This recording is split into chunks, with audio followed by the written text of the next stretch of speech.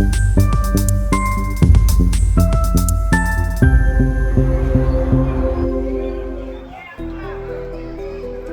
শিক্ষার্থী, তোমরা কি জানো প্রোগ্রামের ভুল কয় ধরনের?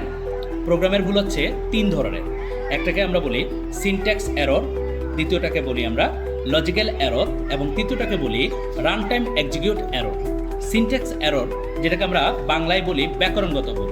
প্রোগ্রামে আমরা যে সকল ফাংশনগুলো ব্যবহার করি, এই ফাংশনের যদি কোনো ভুল থাকে, অর্থাৎ সেমিকোলন দেওয়া, উইদিন কোটেশন ব্যবহার করা বা ফাংশনের স্পেলিং ভুল করা, এই ভুলগুলোকে আমরা সিনট্যাক্স এরর বলে থাকি, যা প্রোগ্রাম রান করার আগেই আমাদেরকে ভুলের মেসেজ দেওয়া হয়। 2 নম্বর হচ্ছে লজিক্যাল এরর। এটা একটু জটিল, অর্থাৎ এটা ডিবাগিং করাটা একটু জটিল হয়ে যায়। কারণ হচ্ছে এই ভুলটা রান করা পর আমরা বুঝতে পারি। কীরকম? যেমন আমরা গ্রেটার দেনের পরিবর্তে লেস দেন ব্যবহার করলাম, প্লাসের পরিবর্তে মাইনাস ব্যবহার করলাম, অথবা ইকুয়ালের পরিবর্তে ডাবল ইকুয়াল কিংবা ডাবল ইকুয়ালের পরিবর্তে ইকুয়াল ব্যবহার করলাম।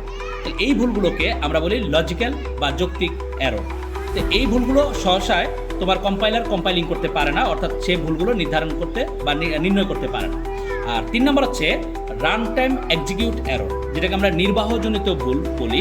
অর্থাৎ এই প্রোগ্রামটা তোমার ব্যবহারকারী যখন কোনো মান ইনপুট করে তখন এটা ভুলটা বোঝা যাচ্ছে। অর্থাৎ হয়তোবা দেখা গেছে মেমোরি পরিসর কম, কিংবা কোনো মান ইনপুট দিলে প্রোগ্রামটা ক্র্যাশ করছে, অথবা দেখা গেলো যে কোনো একটা মান আমরা দিলাম, প্রোগ্রামটা হ্যাং করে ফেললো। তাহলে ওই ভুলগুলোকে বলা হয়ে থাকে নির্বাহজনিত ভুল। মূলত এই 3টা ভুল হচ্ছে প্রোগ্রামের ভুল। অর্থাৎ আমরা যখন সি প্রোগ্রামিং নিয়ে কাজ করি, কিংবা তুমি জাভা স্ক্রিপ্ট অথবা পাইথন নিয়ে কাজ করো, এই ভুলগুলো তুমি ফেস করতে পারো। Thank you.